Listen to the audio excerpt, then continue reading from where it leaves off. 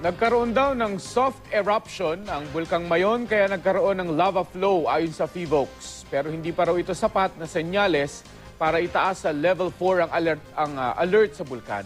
Makibalita tayo live kay Myla Icotso ng GMA Bicol. Myla. Pagbabantay ang ginagawa ngayon ng PHIVOLCS sa Bulkang Mayon matapos nga itong makitaan ng lava flow. Napansin ng Philippine Volcanology and Seismology of PHIVOLCS ang biglang paglabas ng lava mula sa bunganga ng bulkan kahapon.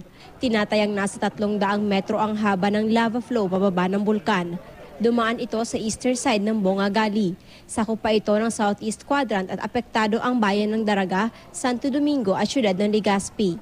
Malapot umano ang lumabas na lava kung kaya't hindi mabilis ang naging pagbuhos nito. Ito umuusok na ito. Posible po yung dumaan siya, galing siya rito, dito gumaan sa side nito. Kasi po, ito po yung lava dome, siya po yung bara.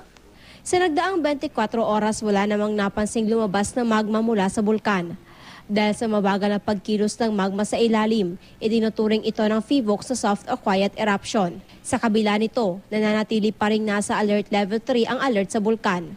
Ayon pa sa PHIVOLCS, may aakyat lang sa alert level 4 ang bulkan kung mas maraming seismic activities ang Mayon, makikitaan ng crater glow at mabilis sa pagbuhos ng lava mula sa bunganga ng bulkan. Dumating naman kahapon ang 31 trucks na may dala ng first batch ng food packs para sa evacuees.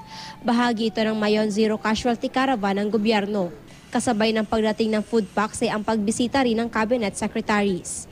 Nilibot nila ang ilang malalaking evacuation center tulad ng Travesilla Elementary School sa Ginubatan.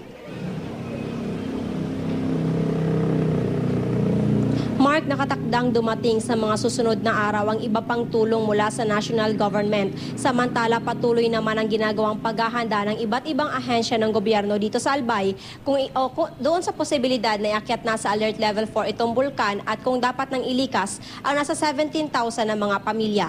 Yan ang latest mula dito sa Albay. Myla Icotso, Nagbabalita, Pilipinas.